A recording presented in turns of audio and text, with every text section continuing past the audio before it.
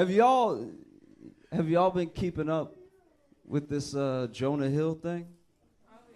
Yeah. Okay. No. Okay. So real quick, if you don't know what it is, Jonah Hill's ex put out a bunch of his text messages to her while they were dating, and she was a surfer. She still is, and then they were dating while she was surfing, and it's him being like, "Why you gotta surf around men, and why you got?" And she's like a surfer and a surf instructor. It's like, "Why you gotta surf with men, and why you gotta post pictures of yourself surfing in a bikini?" And all that. So it was all this shit like that, right?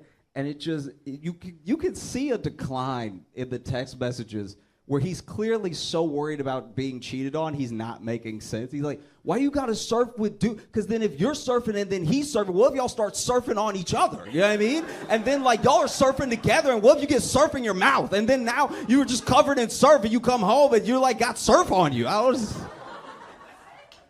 like, nigga, are you all right? Like, so there's been a lot of backlash about him being narcissistic and misogynistic and everything. And I think Jonah Hill committed a cardinal sin. He really did. Jonah Hill told a woman what to do while being an ugly motherfucker. Can't do that shit. You cannot do that shit. Like, look at the text and then look at his face. You cannot tell anybody what to do, sir. That's too much bass in your text right now for that hairline you got, you know? I'm not gonna lie, if John Hamm had sent those same texts, if John Hamm was like, I don't want you talking to any other men, you'd be like, okay, daddy. Like, yes. Did y'all see the Alabama brawl? Yo, who knew Wakanda was in Alabama? That was crazy. You know, that was wild. So many people came out of nowhere. That shit was like Black January 6th. That was like, that was crazy.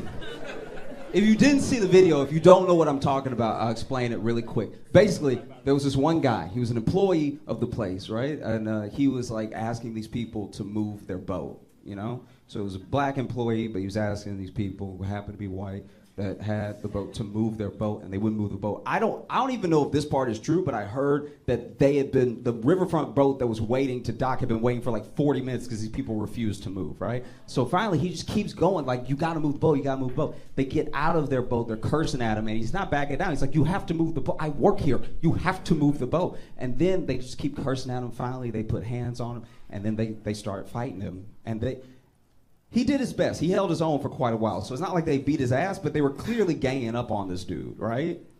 And, you know, a lot of people, as soon as they saw the video, they got upset. I got upset once. I thought it was going to bum me out just seeing like 5 white dudes ganging up on this like middle-aged black dude and everything. And some people were upset about the racial part immediately. But I'm not going to lie. I was distracted. I wasn't.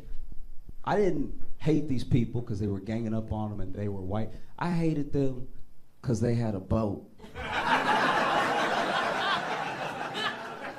You know what I mean? This isn't just a race thing. These rich fucks with a boat are trying to beat up a working class person. Is insane. You know, made me furious. And then they started fighting them, and then like other people came. And, you know, a lot of black people already saw what was happening. So then when the riverfront boat docked and other black people who saw what was happening, they all just swarmed. It looked like, like that one episode in Game of Thrones where, you know, they were losing, but then just more just came down the mountain. It was like, I was like, God damn, okay, wow. Send in the troops, apparently. I should back up. When the fight started, the initial fight where the dude was getting ganged up on, he just threw his hat.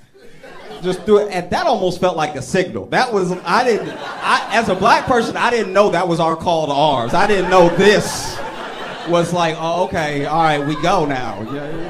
That was wild to begin with. Then it was crazy because then so many people swarmed in, it turned into a huge brawl, and I don't know if you saw a video, but there was one person that wanted to help when they saw him getting jumped so badly. that this nigga swam.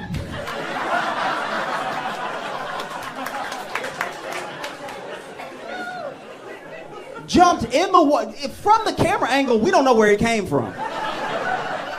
I'd like to think he came from Africa. I'd like to think he started swimming 6 weeks ago in preparation. Because look, if you know, the history of black people swimming, especially in the South, you know that we're not known for it. You know what I mean? And so I'm not gonna critique his swimming because I was just happy to see another black dude swim. That's just, every one of us swimming is a W, okay? But I do have to comment because he wasn't swimming normal. Did you see him swim? He wasn't swimming regular. This was not regular swimming, right? This man wasn't swimming to the fight. This man was punching the water till he got there. I knew he was gonna whoop ass when he got out of the water because he would. I've never seen someone punch water till they got to their location. That was so crazy. Go back and watch the video. This man punching with horsepower. Like, I've never seen anything like it. And then he gets out of the water, starts whooping ass, everybody whooping ass and everything. So you know that those white people, when it started fighting, then started more fighting, you know they were relieved when the cops got there, but they must have been conflicted because half the cops were black. Like that's a situation where even when the cops arrive, you're like, ooh, whose side are you on? Because I was kind of doing a thing before you got here. You know what I mean? Honestly, that's what's so wild. Because I think also, I've tried to put my mind I've tried to put myself in the mind of each person that was in the video in a way. Do you know what I mean? Because that's a terrifying thing. To get jumped is a terrifying thing. Then the person swimming. Then I'm just trying to think about every angle that I could think about it from. I'm not gonna lie. That must have been a huge surprise because you out here ganging up on this one dude with your buddies, and then before you know it, there's just like 50 black people. That's. Listen, I'm telling you right now, let's say y'all just blinked, and when you opened your eyes, there were 50 black people behind me. I'm not even saying you'd be scared, but you'd be surprised.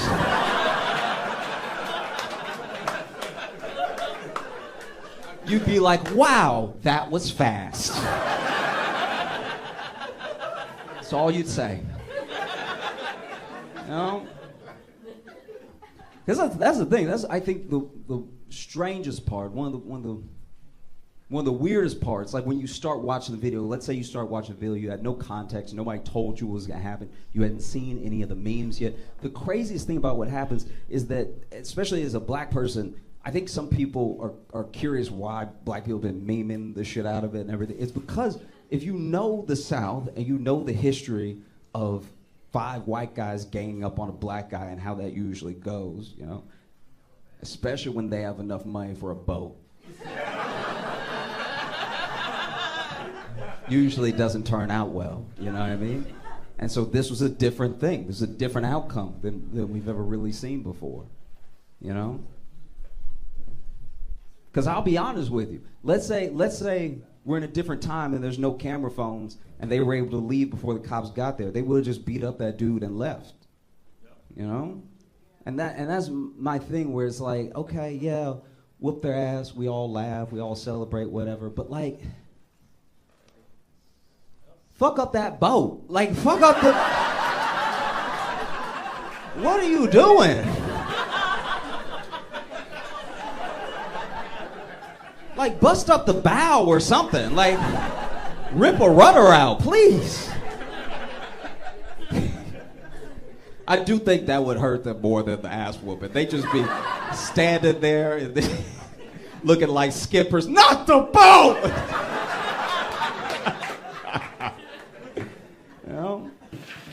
You know what's actually crazy? I thought about this weekend. You know what I've never done at all in my life? And I had to really think about it. Never once in my life have I Googled Jada Pinkett Smith.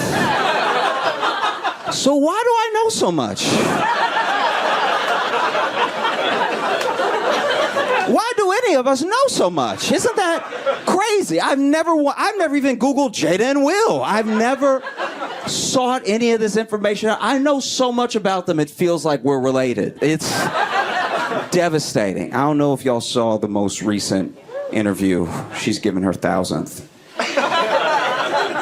And in it, she says that she says so many things. First of all, she said that she sold crack when she lived in Baltimore, which is like believable. That's a very entry-level job in Baltimore. That part I was like, and? But then she also said her and Will have been separated for like 7 years. Which, what? She also said that Tupac is her soulmate. It's like she's going out of her way to hurt Will's feelings now. This is really insane. Tupac is your soulmate. You've been married for decades. My soulmate's a guy from the 90s.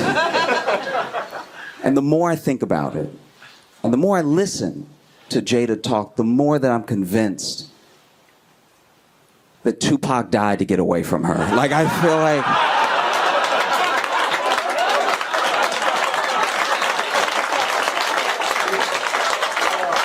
Easily. They dated for a while, you know what I mean? And then he got a taste of what Will has lived with.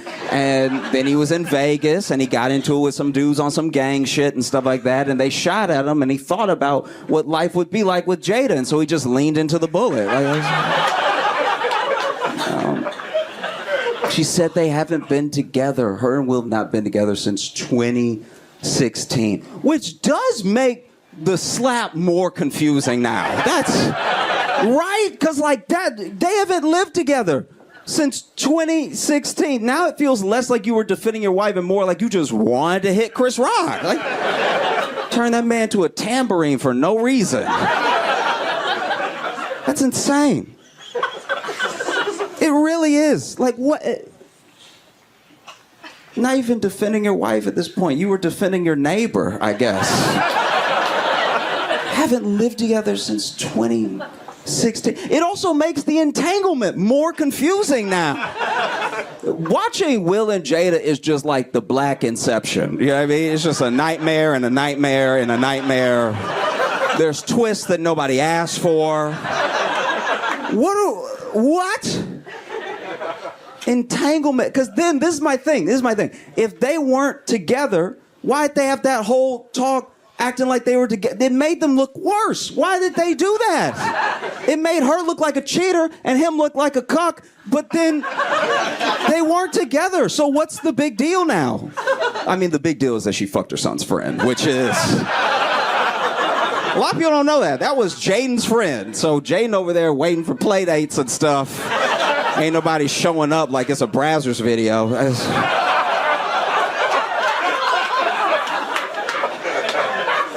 It's so chaotic.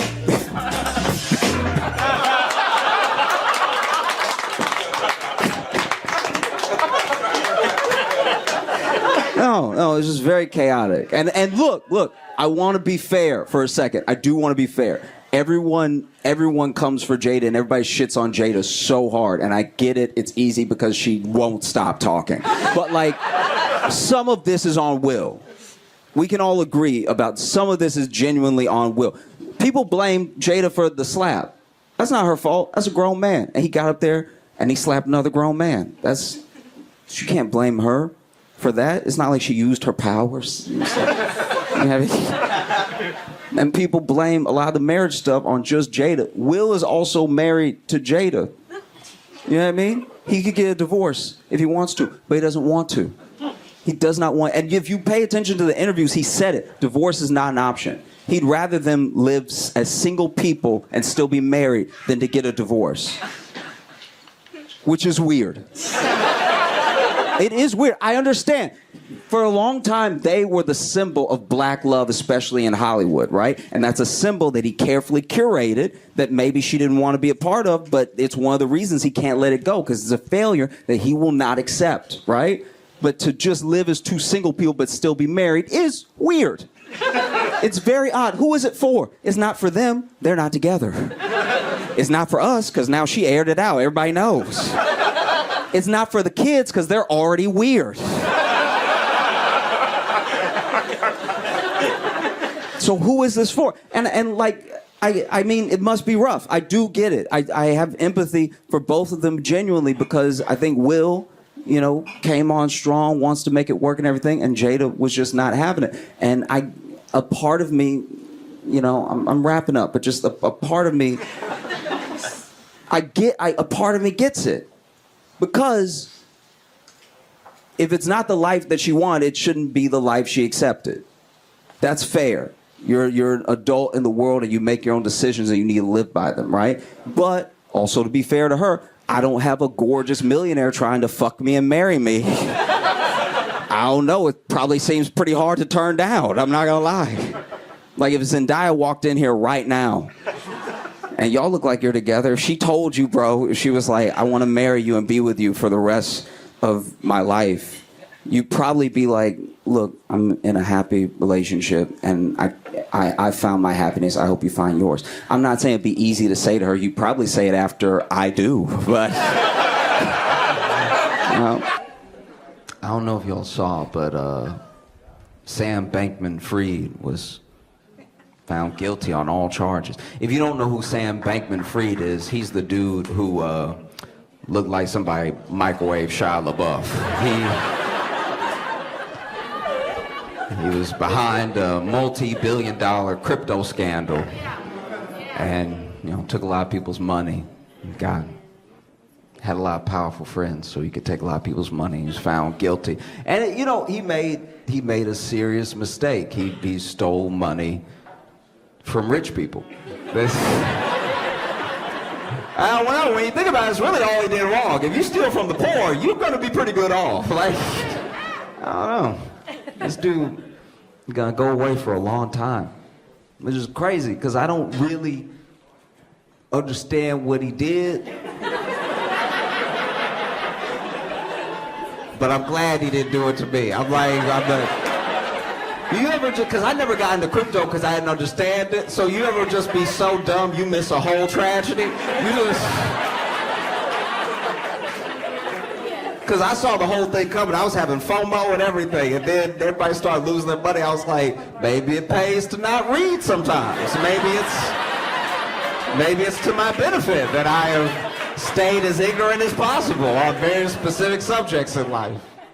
I was having a conversation with a friend from back home, and so many things work in connection together to get me where I am. I saw this article about this guy. I think his name's, I might be mispronouncing it, but Brian Mwende, and he is in Kenya, and he was a lawyer. He was a fake lawyer.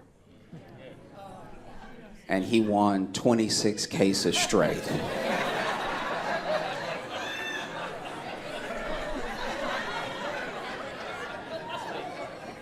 26 cases straight, one after the other. WWWW. And then they finally caught him.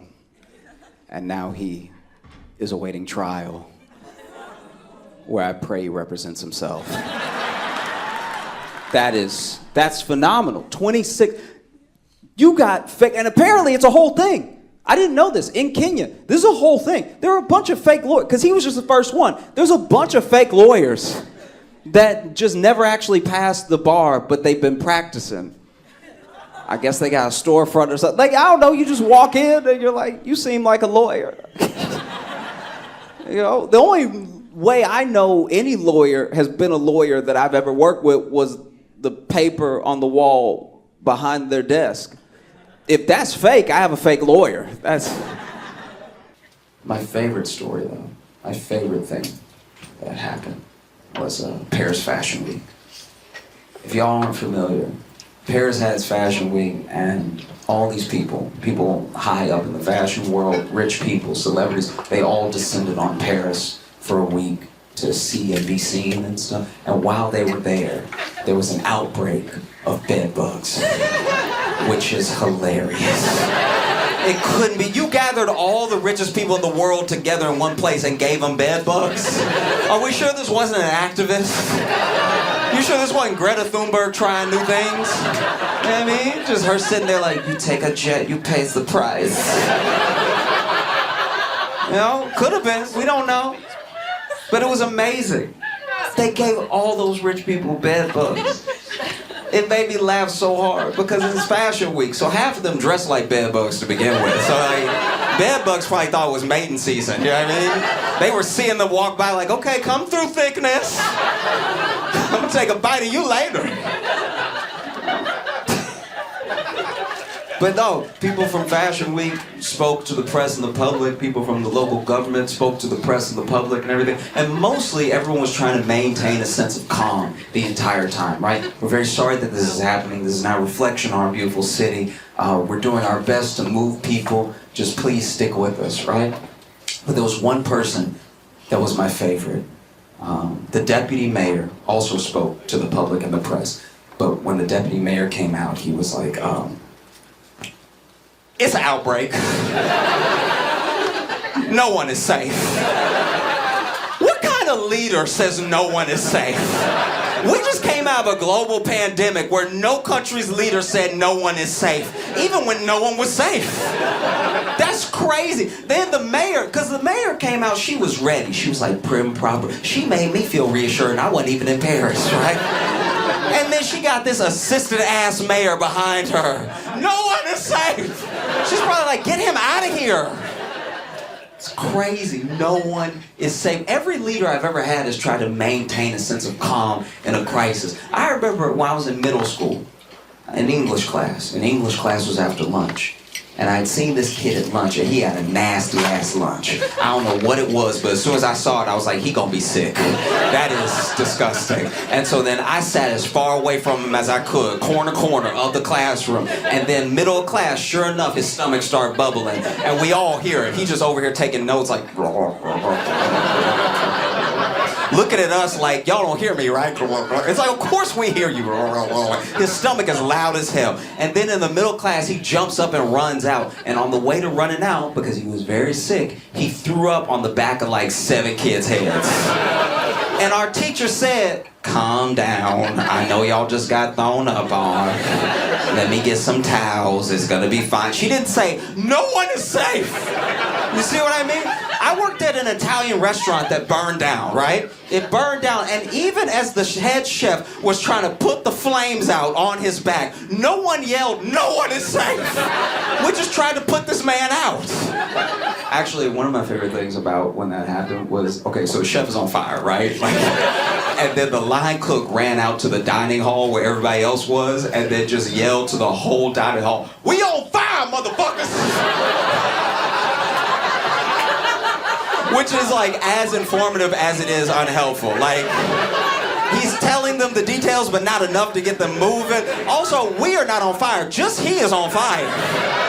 Some of the building is on fire, but mostly as we, it's just him. He on fire by himself, right? And so no one knows what to do, because even if someone ran in now and was like, we on fire, motherfuckers, you wouldn't immediately jump up and run. They looked at him and they were like, so is he on drugs or what's And it wasn't until the chef ran out behind him out the door with a couple flames still on his back that everybody cleared out. He yelled, we on fire, motherfuckers. He didn't yell, no one is safe. What would even possess you to put the words to get to the public, no one is safe?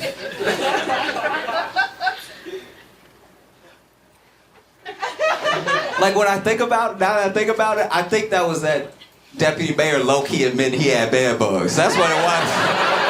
It had to be no one is safe. That means I'm not safe. That's no one is safe. I wish there was video. There's no video of it happening. But you can tell that this is the case because anytime one of our leaders has to speak to us, they're calm because it's not their problem. That's what's happening. I grew up in Louisiana. Our whole state would get slammed by hurricanes, and the governor would come on TV and be like, we're gonna stick in this together, all right? We're all in this together. He's clearly in Massachusetts, by the way. We're all in this together, all right? Y'all just stick with me, we're gonna get through this. You know what I mean? I think that dude freaked out because it was his problem. It's hard to stay calm when you're in the middle of something, you know? I wish there was video. There's no video. I wish he would just come out, because you know he yelled it. You know, he was like, no one is safe. It's happening to everybody, including really cool people who don't deserve this. God damn, I wish there was a video just to see him be like, it's an outbreak, y'all. We doing our best, but this is bullshit. I thought I had it all figured out, you know. I was sexting.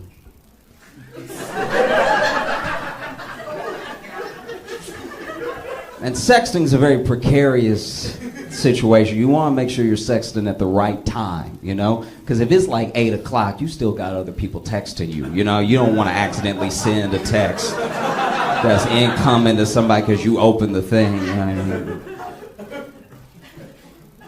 And it's also like, what if you're not that skilled? Like, what if I'm not good texting with just my left hand? Now you texting typos and stuff. It's knocking the sexy right out of your sexting. You know, it's like, I'm gonna fud your bass. It's like, nobody's into it now. You know? So I had an idea. I was like, this is what I'm gonna do. And I didn't talk to anybody about it. I had never heard of anybody doing this, but in my mind, it was the best thing to do. I was like, I'm just gonna speak to text. So that way, I don't gotta worry about the other hand and everything, and I can just like get in the zone and stuff. I don't have to worry about other people texting me and everything. And it went horribly wrong. Because I wasn't at home. I was at my childhood home. So I was in my room, but it wasn't my house, you know? And it was, 9 o'clock or so, and we were sexted. That look, I'll read you the thing right now. This is what. Okay. All right. So she's like, "Oh, okay. And what's good? What would you do if you were here right now?" And then I was like, "Girl, I would tear those clothes off." And Mom, what are you doing in here?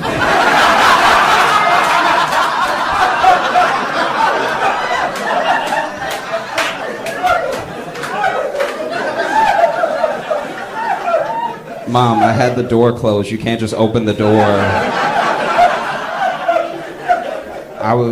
I was just coming to see if you wanted dinner.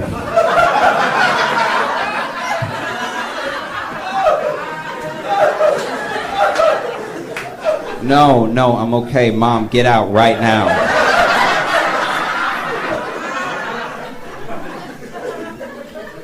Boy, how you gonna tell me to get out somewhere in my house?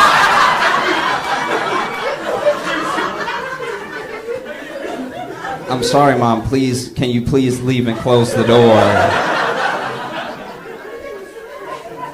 You know we don't have closed doors in this house. Which is true, that's a very like black family thing of like you not closing the door in my house. What you up to in there? I was like, Mama, please leave, please, please leave. And she was like, all right, what's the big deal? I was like, nothing, Mom, just please get out of here.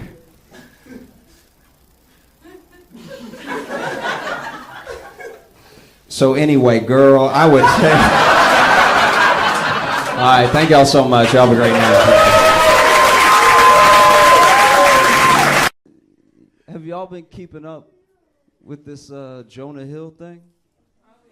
Yeah, okay. So real quick, if you don't know what it is, Jonah Hill's ex put out a bunch of his text messages to her while they were dating, and she was a surfer. She still is, and then they were dating while she was surfing, and it's him being like, "Why you gotta surf around men, and why you got?" And she's like a surfer and a surfer instructor. He's like, "Why you gotta surf with men, and why you gotta post pictures of yourself surfing in a bikini?" So it was all this shit like that, right? And you could see a decline in the text messages where he's clearly so worried about being cheated on, he's not making sense. He's like, why you gotta surf with dude? Because then if you're surfing and then he's surfing, what if y'all start surfing on each other? You know what I mean? And then like y'all are surfing together, and what if you get surf in your mouth? And then now you were just covered in surf, and you come home and you're like got surf on you. I was like, nigga, are you all right? Like, so there's been a lot of backlash about him being narcissistic and misogynistic and everything. And I think Jonah Hill committed a cardinal sin. He really did. Jonah Hill told a woman what to do while being an ugly motherfucker. Can't do that shit. You cannot do that shit. Like, look at the text and then look at his face. You cannot tell anybody what to do, sir. That's too much bass in your text right now for that hairline you got, you know? I'm not gonna lie, if John Hamm had sent those same texts, if John Hamm was like, I don't want you talking to any other men, you'd be like, okay, daddy. Like, yes. You know? Give it up for Josh Johnson!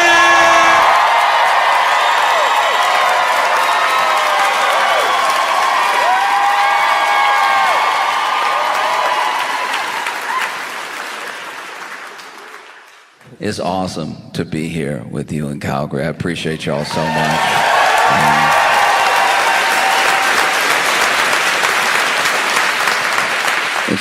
It's really great to be here in Canada to get a break.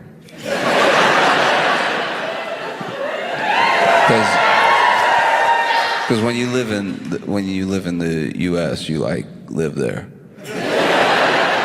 And it's like all the time. Like you there like every day. Like unless you travel, you there every day. It's all happening all the time. You have the notification on your phone. It's bad. It's every day you wake up, you're like, oh, again. No, it's rough. It's not the best time. It is not great right now. You know. And I'm impressed by you all because you all keep up with your news and our news. Like, you know what's going on here, you know what's going on where we are and stuff. And yeah, I know that you're probably concerned because you read the news and it's close. But trust, we are more concerned because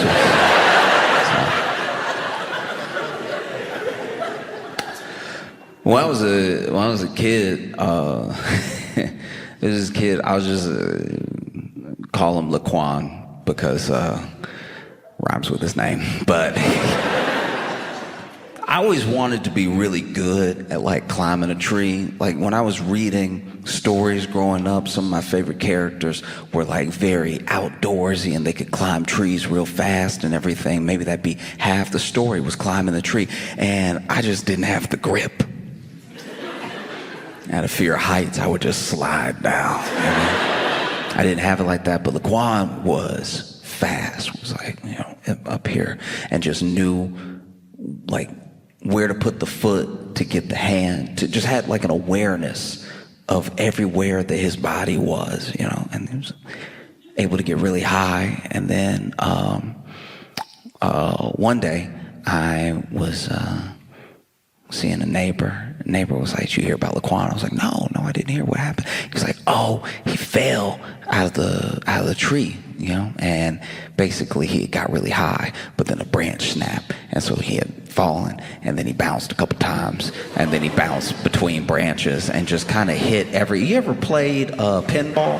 He basically did that all the way down to where the actual final landing was pretty soft because every branch before that really broke his fall from what would have been a dangerous fall was now more of a plop with several lumps all over his body, right? And hearing that story was like painful because the kid that was telling me about it was there. So he was describing it in great detail. He was like, and then he was like, boom, and then he was like, boom, and then there was one branch he hit, he was like, oh! You know what I mean? hearing it was like jarring, you know? I can only imagine what it would have been like to be Laquan falling out of the tree. And that's what it's kind of like to be in the US as you like hear.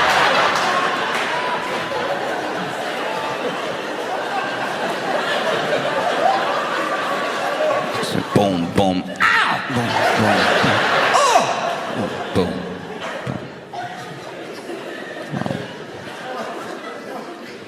because I try when I go to different places to read a little bit of their news. I have to admit to you that I am not like so internationally minded all the time that I'm reading everybody's news all the time. I'm mostly focused on the news where I'm at. But in preparation, coming to Canada, I've been coming to Canada off and on for the past 2 weeks, and I've been reading news of the places that I've been going to, and let me just say, truly, it has been so sweet.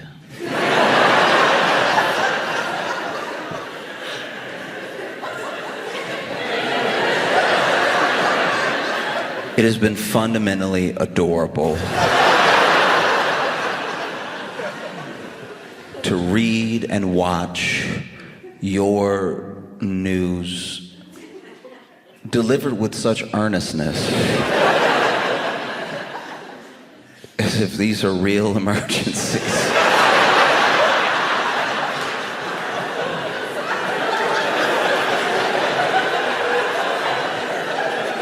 They're not, I guarantee they're not. To just...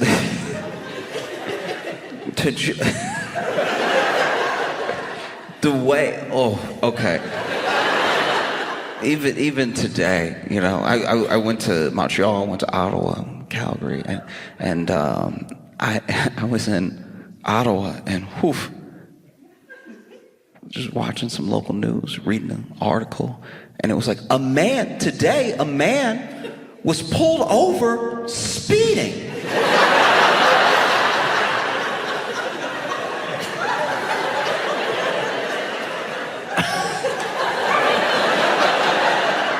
I mean, where are you off to in such a hurry, buddy? Is the car not enough? Is the vehicle not enough? You have to punch it. Maybe you should have left earlier, all right? Maybe think about that. Think about your own safety of others, you know? Speeding.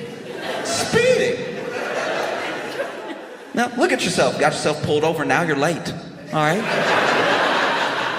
A man today was pulled over speeding, and when the police pulled him over, it turns out he had drugs in his vehicle.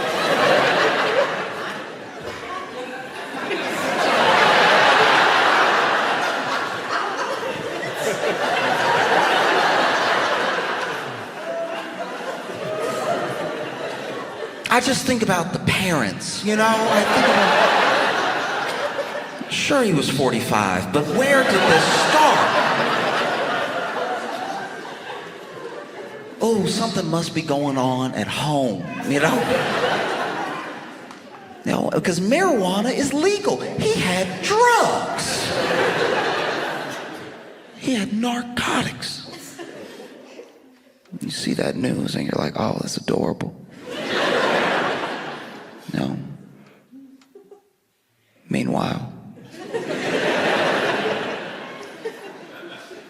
you'll turn on the news, living in the States, and they'll just be, man in Kentucky found dead, just legs. We don't know where.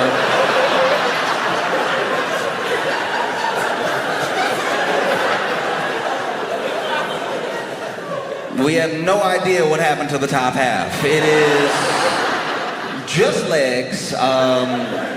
We're assuming it's a man. These could be any legs, really. We just sort of said man because of the size of the shoes, but while we're at it, let's just be on the lookout for anyone. If you see any top halves missing a bottom half, please call this hotline. You know, you see it. You see it all around, even here. You know, come here, turn on the news, maybe read some news, and you see people angry, distraught. They're Canadians in Calgary, furious, right? interviewing them, and they're like, I can't believe that our city, I can't believe that the province would put a sign right here.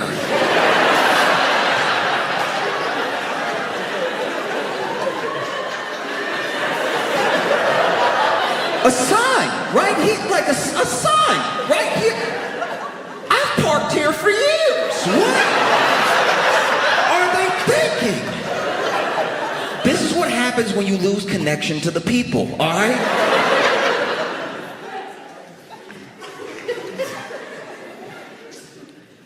Meanwhile, in the U.S.,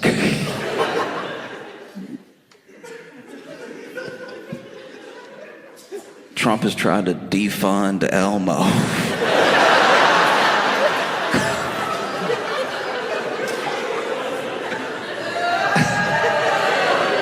I didn't do it.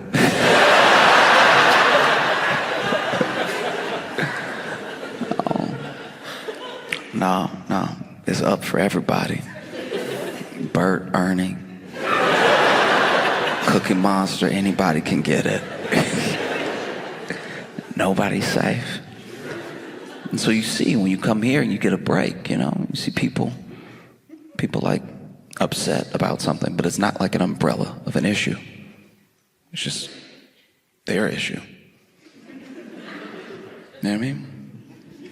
There's just something going on with them personally. That's refreshing. It really is. As small or as big as the personal problem is, it's nice, It's nice to be able to talk to someone and get a sense of what's wrong with them. They're not having a good day. They're not happy, very angry or upset, but you're getting something from them that isn't this thing that it feels like no one can do anything about, Like, met a man in Montreal, and we just casually started chatting, and he seemed like something was wrong, and I don't know what led me to do it, but I was just like, how's your day going?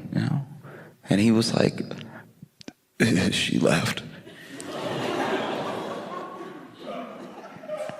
Meanwhile, in the U.S., if you ask someone how their day is going, depending on who you ask, depending on the state or city, you're gonna get a very different answer. But a lot of the people that I've asked, hey, how's your day going? Maybe I'm just at a store. They're ringing me up. I'm like, how's your day going today? And then they're like, oh, you didn't hear?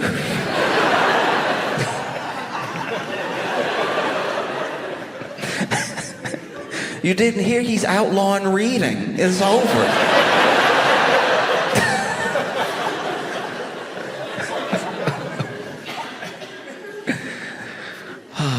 No, it's rough because then, you have Trump wins. I know y'all saw.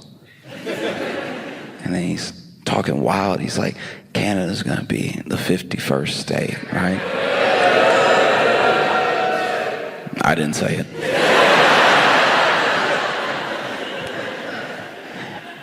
I do think, though, that one of the reasons, even the dog, even the dog. Dogs don't even have an understanding of, like, geographical boundaries or borders, and even the dog.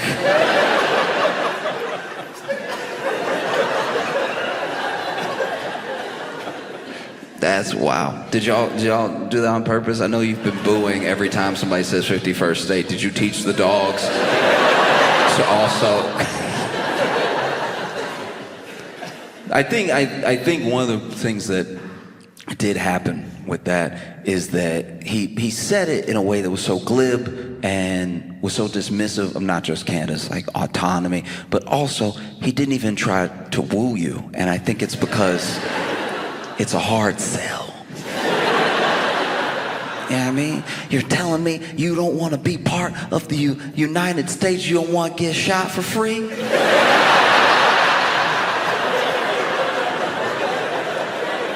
No, in the U.S., let me tell you something. In the U.S., the United States of America, you get shot for free. You only have to pay to take the bullet out. That's... You don't want to have the health care you have now, but not... You don't want to... No. You don't want your 12-year-old to read at a 12-month-old level? Why? You know, I look around, I ask, why? You don't want to pay thousands and thousands and thousands of dollars to an insurance company that will act like they don't know you when you call to fulfill your claim? Come on. You don't want to make the only food you can afford food that you kind of don't even question what meat it is after a while. All right. To each their own.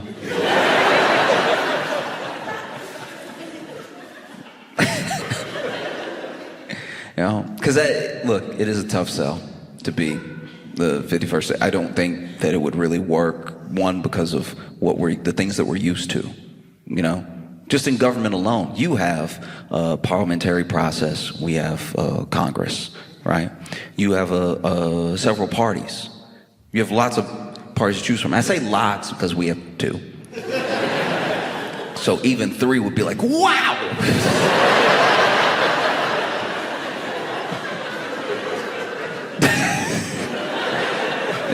Like more and more of the U.S. when you travel, it just feels like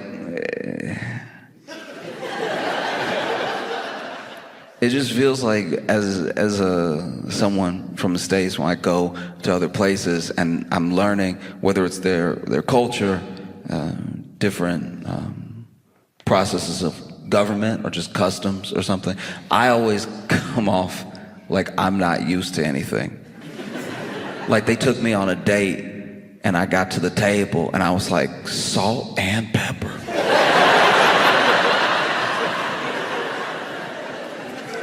Because that's what I'm used to. That's the totality of the spice rack of American politics. You get your salt and you get your pepper. Meanwhile, y'all have paprika. I'm not saying it's perfect. You have these like 5 parties, only 3 are probably ever gonna win, but you get these like choices, these different pushes, In the US, oof. We got Republicans, we got Democrats, and we got like Jill Stein.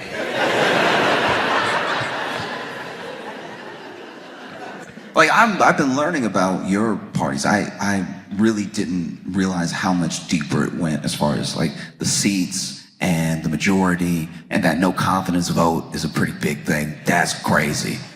A no confidence vote, okay. Look, because I found out about no confidence, and I was blown away. So basically, I know you live here.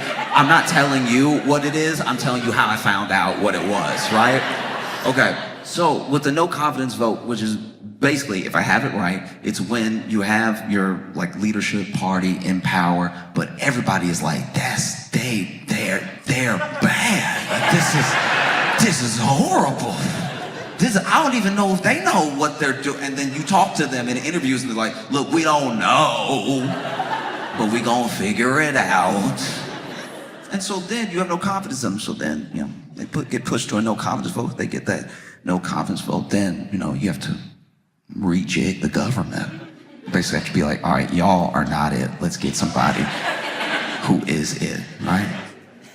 And that, as like someone from the States, that blows my mind. That you can just not have confidence.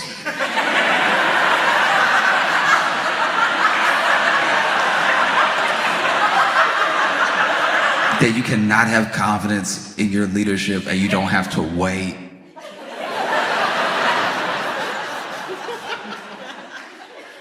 Because trust me, it's not just this election. There have been plenty of elections throughout my entire life where people voted, somebody won, and the confidence dwindled within about 6 weeks.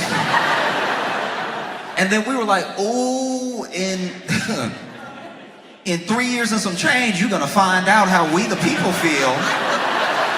I hope you're ready for that.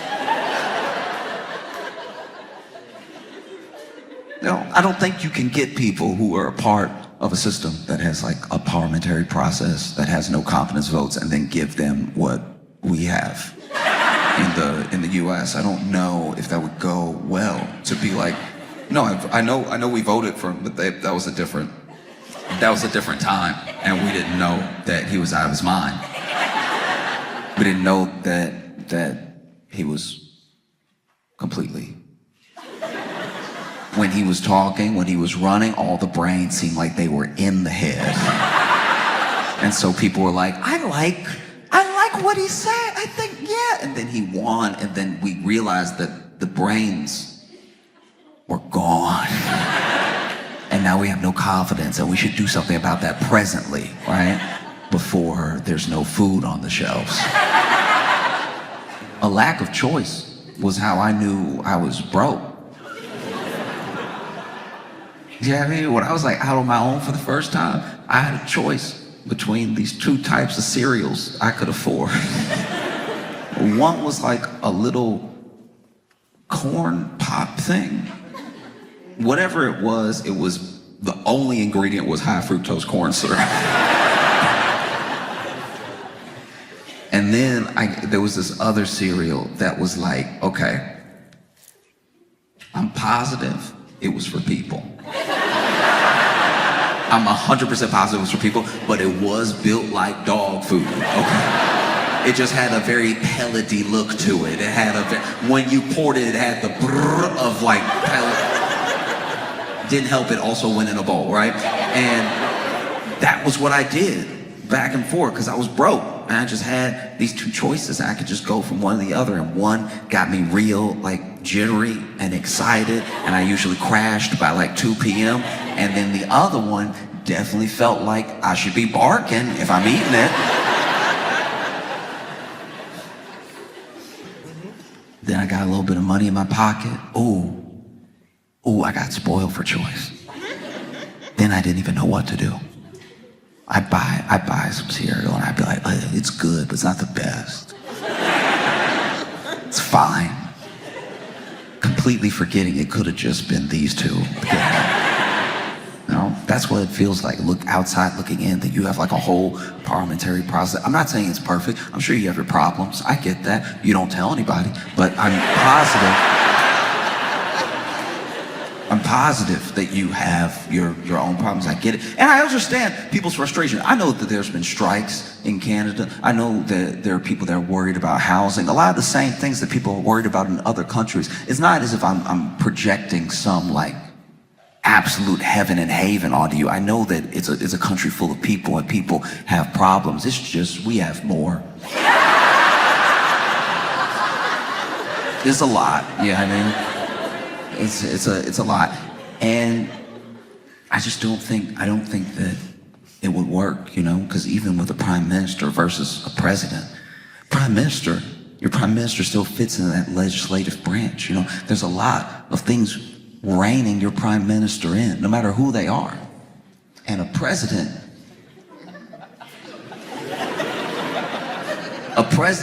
we're coming to realize by accident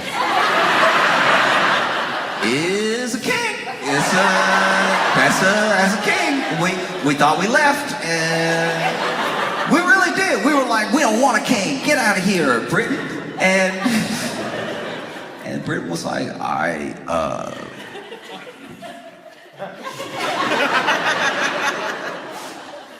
give it a couple hundred years. You'll want one of us. No, because we have this different branch, this executive branch where the president's power resides, that is deciding to not really pay attention to or heed our legislative or judicial branch, you know, because it's really the legislative branch that's supposed to decide if we defund Elmo. That's really their purview, but he was like, no, I'm the only one that gets to look like this.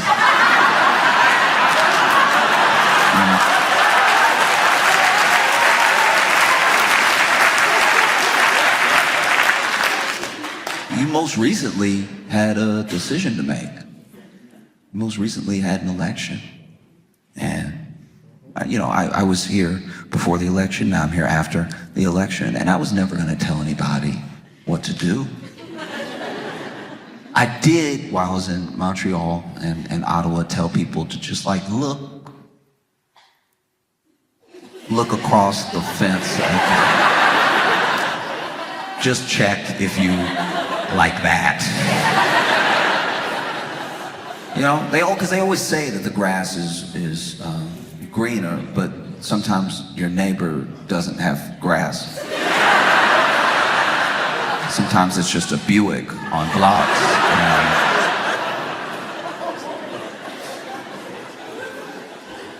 And that is tough.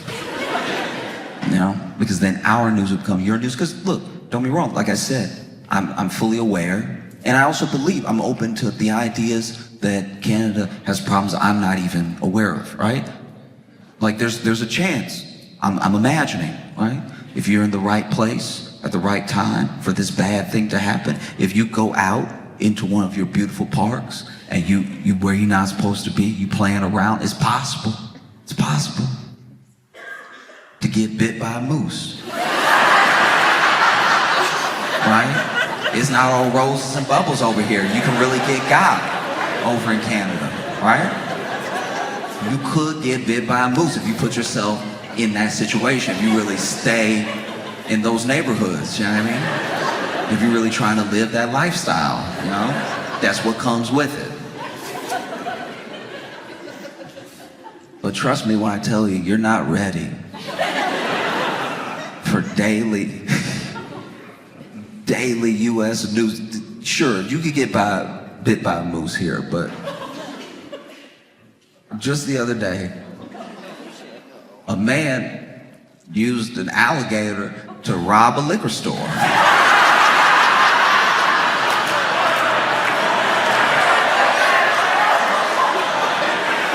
Which is one of the more effective robberies you can engage in, right?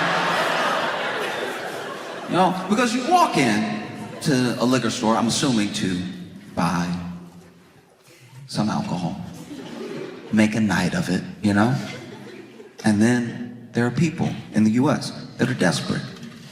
Desperate because we don't share the same social safety nets, we won't even share some of the same attitudes around a network of community the way that Canadians do as a baseline. I know not everybody agrees, and you have your conservatives, your liberals and everything, but for the most part, there's a genuine understanding that okay, healthcare, we're gonna have that, we're gonna do our best with housing, we're gonna do our best with all these things, right? And in the US, it's mostly hey, get it how you live. And sometimes getting it how you live includes robbing a liquor store, going to where there will be cash, going there with an alligator that might be a pet. I have no idea. I truly don't know if this is a pet or if this is an alligator that he found, or if this is an alligator that he going in on it with. He's like, look, if I get the cat, because look, I do like the idea of them being partners. I do like the idea of them getting together and being like, listen, all right, you like raw chicken, you like raw chicken thighs, okay? If I have cash, I can buy that stuff, I can give you some of that, so we'll split it in chicken thighs and cash. Cash to me, chicken thighs to you, just so that we're clear, right? So I'm gonna go in, I'm gonna pick you up like a puppy, right? But then I'm gonna grab the back of your tail, I'm gonna swing you around, right? And when I swing you around, I want you to be like, ah! Just really make a show of it, keep the mouth open, let them know what could happen if they don't act right? Because he didn't go in, this man did not walk in holding it like a rifle, like anybody can get it. And hey, don't move, right? No, this man came in, swinging gator at people, right?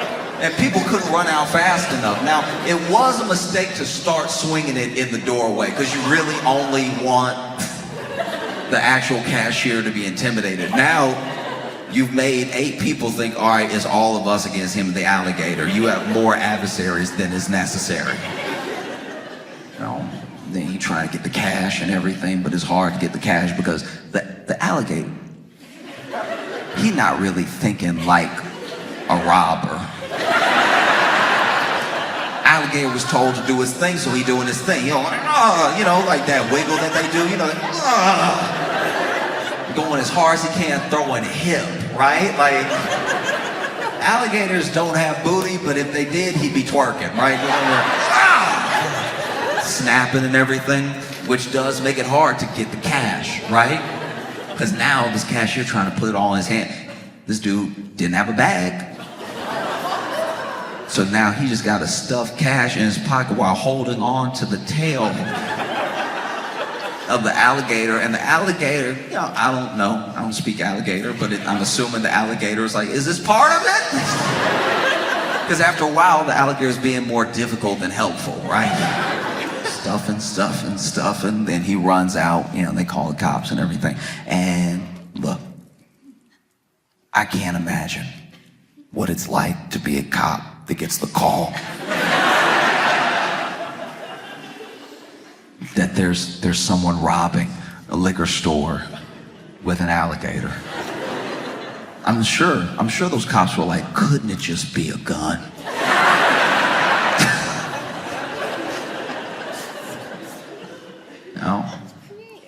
No, you're not ready for news like that. Because I'm sure, look, there's property crimes, there's violent crimes everywhere in the world. You have your crime. But it seems like, from what I've been reading about your crime, that it does, and I don't mean this in like an insensitive way, but it does seem like most of your crime kind of like makes sense. Like you get to the bottom of it, and it's like, oh, he wanted what he had, and so he stole it from him, right? The U.S. has a lot of weird crime because a lot of our resources have been shut down, right? So some of the crime is not necessarily just to do the crime, it's just people doing what they think is necessary in their head that happens to be a crime. Like, a good example was, there was a man who called the police because he broke into this restaurant, right? Broke into the restaurant and I think he just wanted food. That's what I'm gathering from like the call. So he just wanted food. He called in to 911 and they were like, 911, what's your emergency, right? And he's telling them off top, look, okay, I'm not where I'm supposed to be. All right, I did break in here, get a little something to eat, make a little snack, all right? But somebody else is in here and y'all need to come quickly.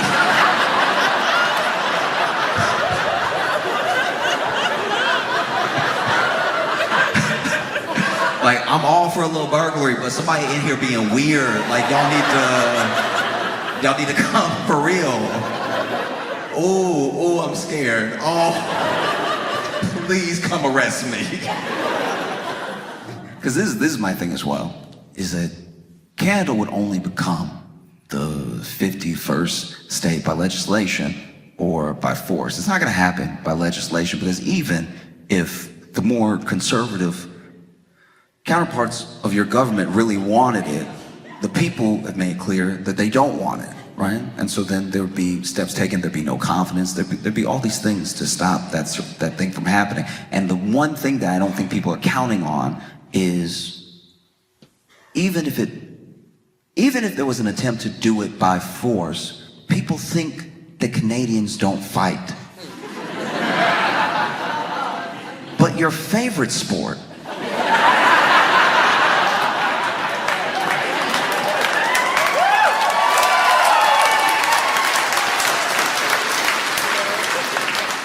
your favorite sport in the world, you have access to all the sports. You have access to all the sports. I understand it gets very cold here, but the one that you picked was the one where a fight could break out at any time. And not just like break out. Like sometimes there's a reason. Sometimes there's a clear, I don't really follow hockey because mainly I can't see it. I want to follow it so bad. Everybody seems like they're having a good time, but every time I've watched hockey, I've had to pretend that I know what's happening. You know what I mean? It's like being tone deaf watching like a singing show, like a singing competition, like watching X Factor tone deaf, and then you're just waiting for other people to cheer, so you're like, oh, they getting it. No. Yeah. Actually, no, you're right. They bad. No. Anytime I've watched hockey, I've just seen the people's heads move. I've tried to move my head where their head moves, and I try to look at where I think they're looking at and everything. And then you hear the clicking and the clacking of the sticks and stuff. And sometimes it will click clack extra, so I'm like, oh, the puck must be over there, but it's not. It's not at all. It's actually over here. I don't know what they're doing over there. And then somebody will be rammed into a wall, a clear wall, so you can see. I've never seen only in hockey and adult films have I seen somebody pressed up against glass like this. Just the way they...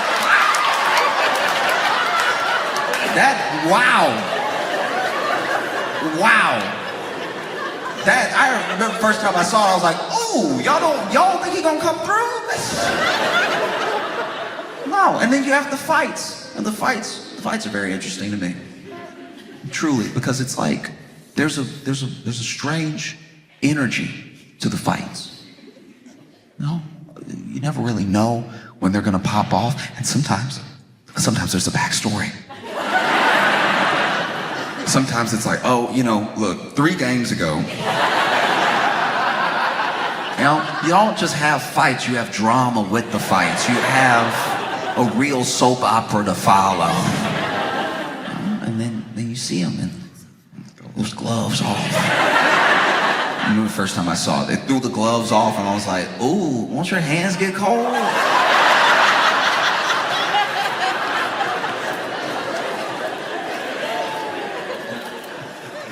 And then they go swinging each other. And then what I really love is they grab the jersey for leverage.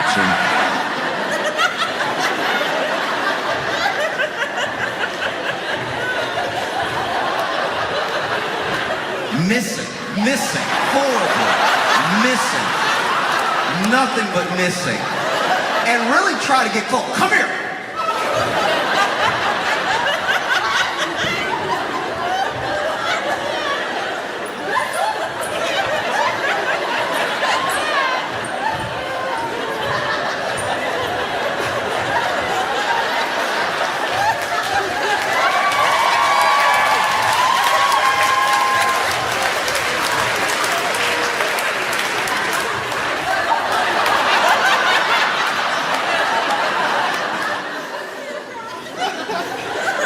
Missing.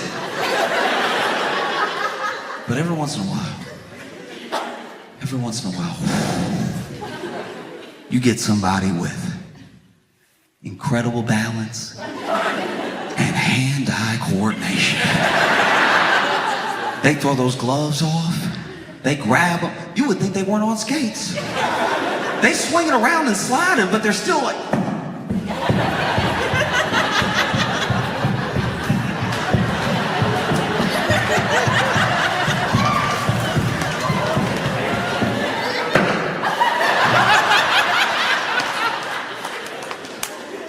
Incredible. Anytime, anybody can get it. Incredible stuff. People really believe that Canadians don't fight, that they don't have fight in them. We didn't know you had booze, But I knew because a while back, I saw a news story that took place in Canada, trying to be international. And I saw this news story about a man who was woken up in the night when 2 burglars broke into his home and were trying to figure out what they could take. They clearly hadn't done a good job casing his residence. So they're just looking for whatever, right? And then he wakes up, and let me first say this. If someone breaks into my home and is looking for what to steal, I don't know if I'm gonna confront them immediately. I think I might try to come up with a plan. Maybe I'll pretend I'm a ghost.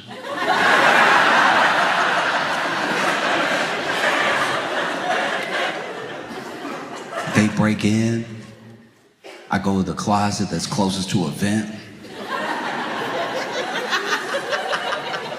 I'm like, ooh, spirits live here. Ooh, y'all better stop. Ooh, you gonna have to return it or something. Like, ooh, you gonna be haunted. Ooh, you don't wanna be haunted. I don't care how big you are, you can't fight haunted. Everything in here cursed.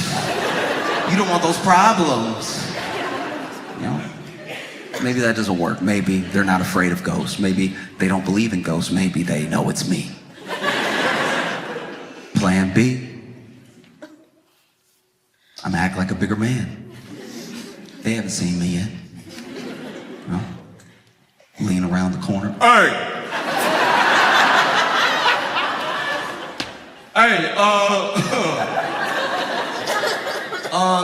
don't make me put my killing shoes on. Yeah, you lucky I don't have my shoes on right, because if I put my shoes, ooh, everybody dying in here.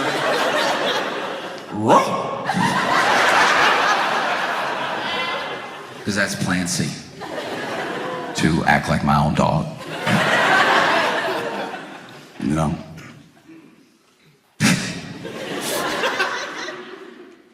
Lean into my phone, make a recording, put on the ground, slide it down after I hit play. That way they think it's behind them.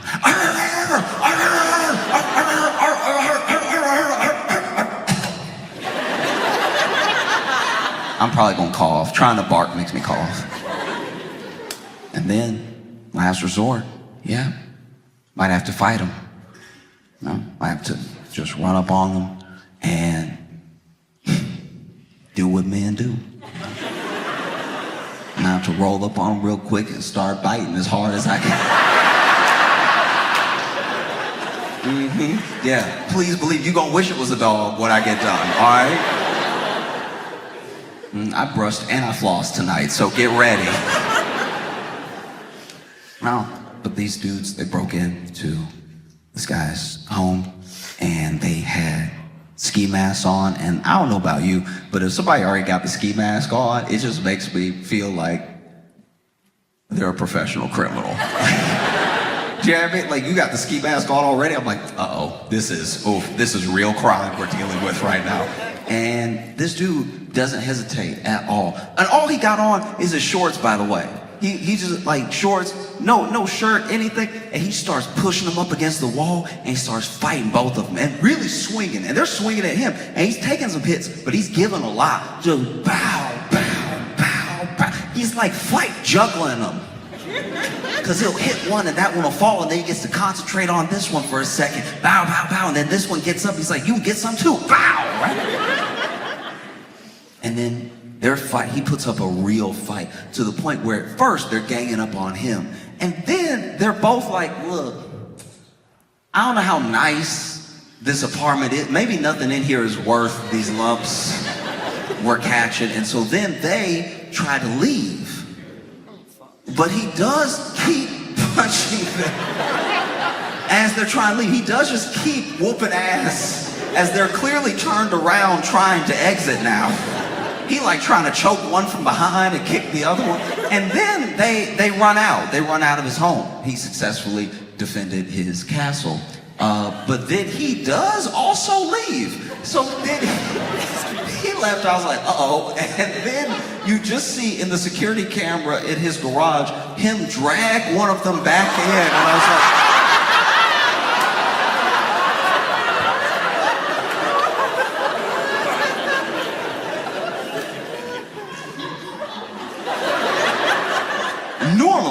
Normally, in the U.S., there's a sentiment around this sort of thing. Like, there's warnings. It's like, you know, there's yard signs. Don't come unless you're armed. Blah blah blah. Like, there's a very frenzied passion. There's a fever dream in the U.S. of legally being able to kill someone that comes into your home.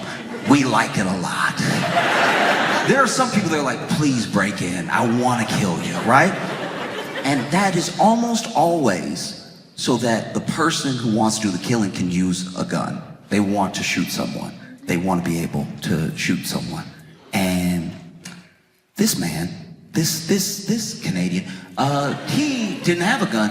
He desperately wanted to use these hands. He brought them back into the, I don't even know what crime this is now. Like this was burglary and it has turned to kidnapping, I think. I don't know if it can still be self-defense if you dragging him back in and dragging him by the top of the ski mask too. So he over here kicking, fighting, going backwards, right? And so then he brings that dude back in, punching, closes the door. This dude tried to get up against the door. He throws it back down and locks the door. And I was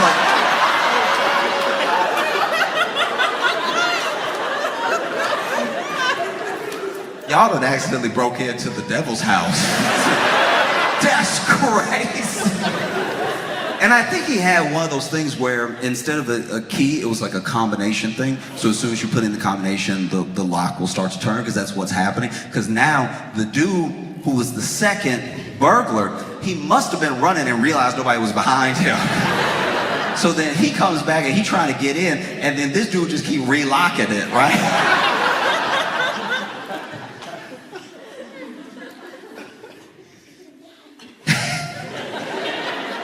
So then finally, you know, this dude just manages to get the ski mask off the guy, so now he sees his face. Now his face is on the camera and everything. But then, I don't know how well this burglar could fight. It didn't seem like well at all. But he does finally like create like a little butterfly situation with his legs, which destabilizes the homeowner. So that guy falls to the ground. Then he goes for his own takedown on the burglar, but the burglar swings down, sits, and just has him in like a headlock, but not a headlock that's like effective. It looks like a headlock just so he can catch a break.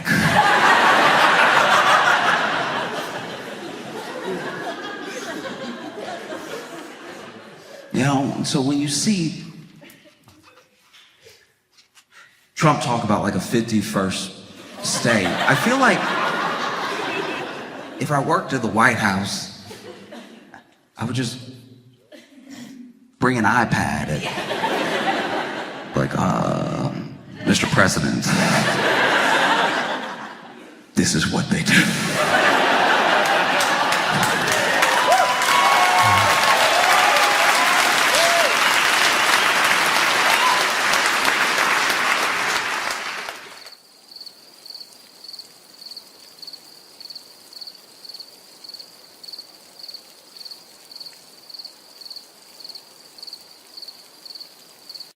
I'll tell you what, though, I've been listening to some of Beyonce's album, the new album, the country one, and everyone has what feels like a lot of feelings. Like some people are like, "This isn't country." Some people are like, "What a beautiful country album," you know. So, and some people are just interested in it because they feel like someone as big as Beyonce making a country album brings people back to at least some semblance of the history of like black origins within country music, right? Because and I don't expect everyone to know. I didn't know. My friend was telling me all of this stuff. I didn't just know this offhand. My friend was telling me that a lot of the instruments that come from early country, because like a lot of country comes from bluegrass, and so some of those bluegrass instruments were instruments that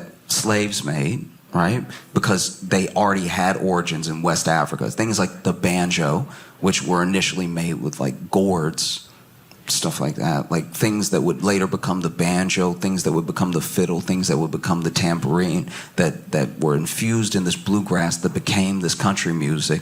Also, while a lot of the chanting from spirituals ended up as like choral elements and lyrics in some early country songs, and I thought that was so interesting. It's like weirdly buried because everything has to be such a binary for us. This is either black music or white music or anything, and I think people's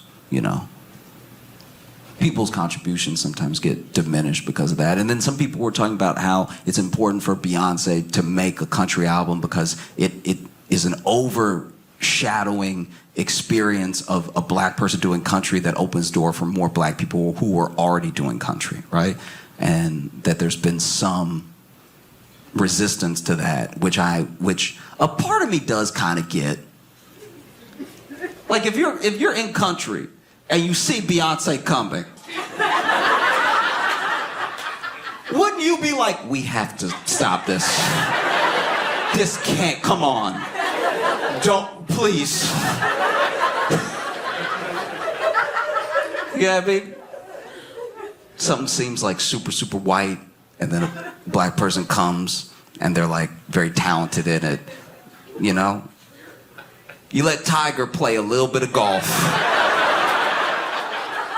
And not only did he win all the titles, he banged all of your women.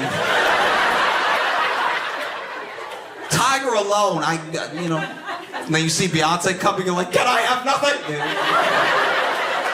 So yeah, that's where the resistance is coming from.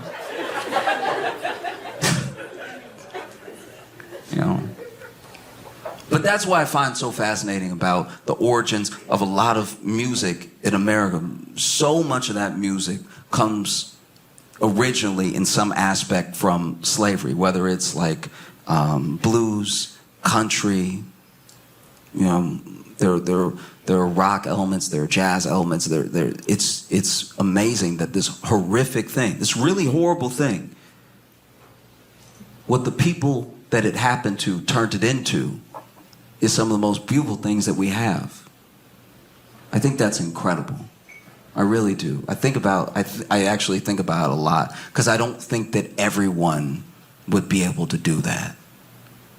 Like, what if the roles were reversed?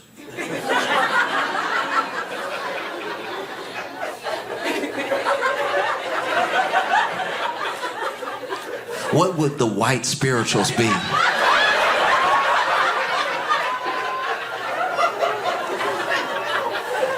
Because we can't take this lightly. We cannot take this lightly. I know I've used the word already in the set, but slavery was an abomination of humanity. No person should ever be able to treat another person this way. And out of all of these horrors came some of the most beautiful things that we've ever heard. Even if just down connecting the lines, connecting the dots to a person that's alive now. They have this music because this thing happened and someone made something beautiful out of it. But what if it was reversed? What if there were whites in the fields tilling the earth under the hot sun, which is not kind to white backs. And as they are tilling this earth, they're trying to find something in all of this devastating trauma to exhale their hurt in as beautiful way as possible, to build community among themselves. And they're tilling the earth as hard as they can, right? And then in the distance you hear, just a small town girl.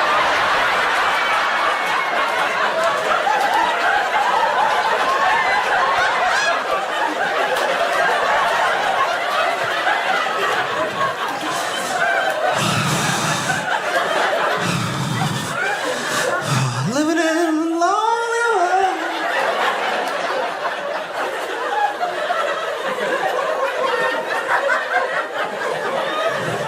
She took the midnight train.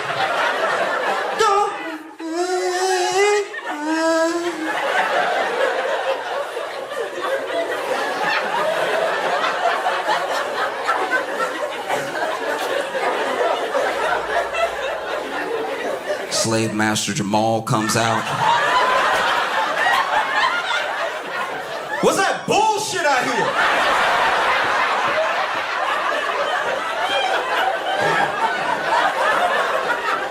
Yo, everybody get back to work, for real. Ain't nobody playing with y'all.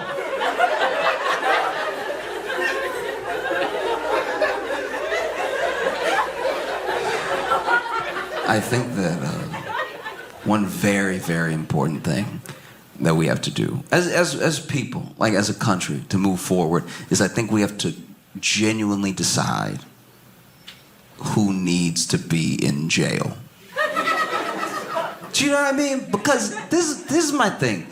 We can all agree that you do need jail. Like, we've all met someone that was like, this feels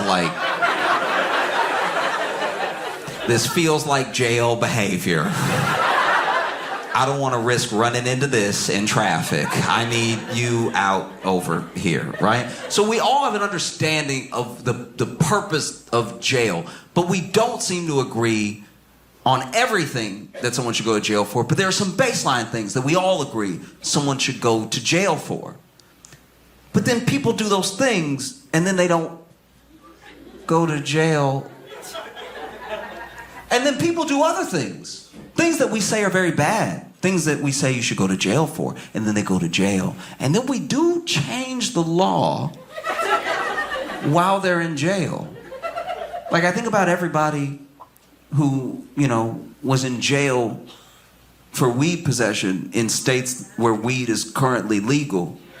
They went to jail, and I understand that they broke the law, but they went to jail, and then we decided, as people, because it's something that had to be voted on, that, no, this thing shouldn't be illegal. And then they're sitting in jail like, so...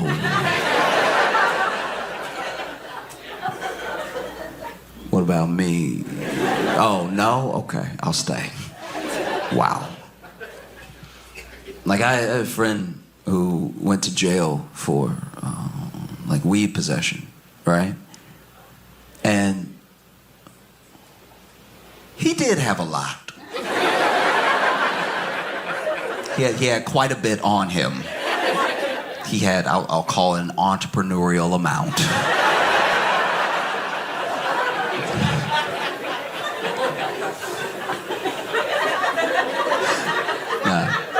They popped his trunk and they were like, oh, you're a businessman.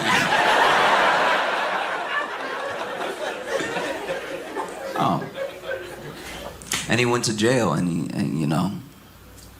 he said one of the craziest experiences was that when he got out and his friend came pick him up and they were driving away from the jail, one of the closest things built near the jail was a dispensary. And so he's like,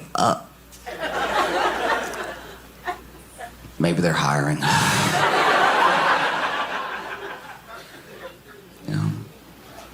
Because we all know people, in theory, who should be in jail and aren't. You know what I mean? We've all worked with somebody who we know is crazy. Somebody who is like, if anybody gonna shoot up the job, it's gonna be him. And we all know, people in different departments are like, have you met him? Stay away. Don't make eye contact. He crazy, right? Then you go home, you watching Hulu documentaries about true crime and stuff, and then you watching a documentary like, that's everything Kevin do. I guess we just have to wait for him to do something jail-worthy, but all the general habits he does have. I had my own experience. I was at a diner, and I was eating, truly minding my own business, and then there was this guy sitting across from me, and the guy sitting across from me got his meal, and he had soup, and I want to be clear, he had a spoon. That's very important. Everything I say next is unnecessary because he had soup and he had a spoon, all right? Everything required, soup and a spoon, he had it. God gave him everything he needed in this situation, a soup and a spoon to go with the soup. And rather than using the spoon like any normal, maybe tax-paying citizen, this man grabbed 2 forks, shoved them together, dipped them in the soup, lifted it up slightly, and was slurping it while maintaining eye contact with me. And as he did, I was like, lock his ass up. If he doing this, he doing something else. It was crazy as hell.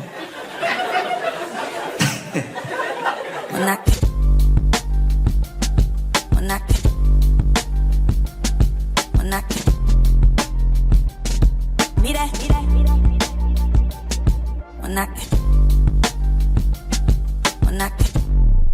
What an incredible day. It's been beautiful outside. It's a real, yeah, no, you can clap. This is big for us because we had a whole ass hurricane this weekend.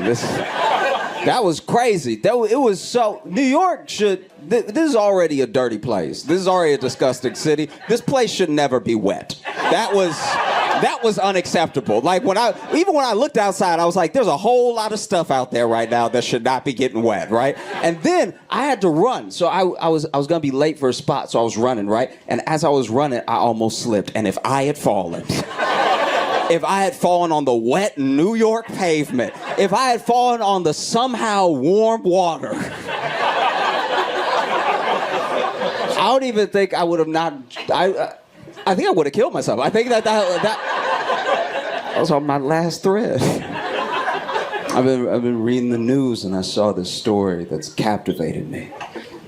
It was a British Airways pilot that got fired because they caught him the night before. He had done a bunch of cocaine off of a stripper's titty. I know. Some of y'all are like, awesome. And I read the whole story, and when I got done reading the story, I had lots of questions. First question.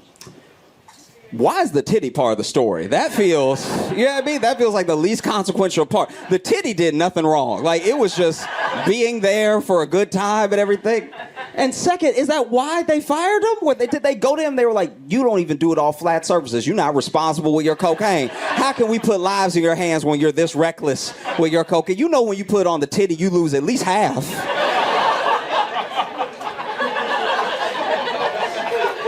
Third question that it brought up for me. Is flying a plane low-key easy? How are pilots this comfortable getting this blazed all the time? It's like, this story happens like once a month. Pilots get caught being drunk and being high or whatever. I have a theory, and this is a conspiracy theory that just I have. And I know I don't expect you to believe what I'm about to say. I just think this, okay? You know, like when you're getting off a flight and you're walking to the front and the pilot is standing there, just standing in front of the cockpit. You know that weird thing they do? It's really awkward. They're like waiting for some sort of attaboy or something. It's like, it's honestly the thirstiest thing I've ever seen. Like they just land the plane and now they're like, oh, did you like that? That was me. That was. They, like, pilots in front of the cockpit after the flight look like dudes before Tinder. Just like, what do you think of me? So anyway, when you look past them, which I always do, when you look right past them into the cockpit, you can see all these like little switches, all these levers in the cockpit, all these little lights, all these labels. I think, just me, I think none of that shit work. That's all for show. That's not real. There's a button under their seat that says fly, and they hit that. That's how the plane takes off. Otherwise, I can't believe they're this comfortable being drunk, you know? Because I think it must just be an easy job. Everyone here knows somebody with an easy job that is high for that job 100% of the time. I got 5 friends that are dog walkers. They're on the moon half the week. All they gotta do is walk. Yep. All right. You don't even need to give them a direction. Just they walk until the dog is tired. These dogs look like tortilla chips, by the way, to them. They're very high. I don't know. Just maybe you don't need to fire them. Did they really need to fire them? You know? Ask yourself truly. What if he fly better on cocaine? Did anybody ask that? What if he's a better pilot? What if he does a little cocaine and then he's up there alert, just dodging clouds? Let him be, if it's an easy job, let him be drunk and high. Just knock $200 off my ticket. That's all I ask. I'll take a drunk discount. I don't care. You know? That's the other thing. You know, we narrowly missed it by like 2 hours. There was almost a government shutdown. There was almost a whole government shutdown, which is crazy. We send them to do government. We send these people to do government, and they're so bad doing government, they almost didn't have money for government. And then they still weren't going to be fired. You know what I mean? When there's a government shutdown, they just take a vacation and then come back and work it out. It's insane. And they still get paid. They mismanage this shit so badly that it has to shut down and they still get paid. It's the government workers that don't get paid, you know? Federal workers have to get furloughed. They don't get any pay. FAA up there doing their job, hoping they'll get paid later. TSA doesn't get paid. If you think TSA are some bastards now, imagine them showing up knowing they're not getting paid. If you are not getting paid to do TSA and you still show up, you're doing it for the love of the game, all right? You doing it because you like fucking up people's flights. That's the whole real. Oh, this bitch thinks she going to Aruba. All right, not today. Not on my watch. All right. I can't stand them. They're the worst.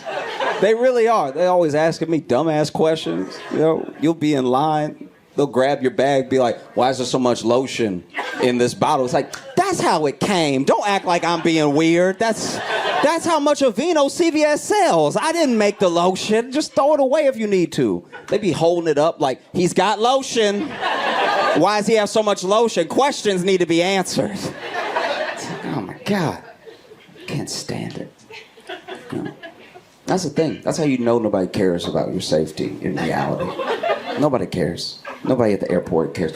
Pilot is drunk. And the TSA is just, they say they're looking for bombs, but they're just taking menial shit off you. They're like, why is your comb so sharp? It's like, oh my God.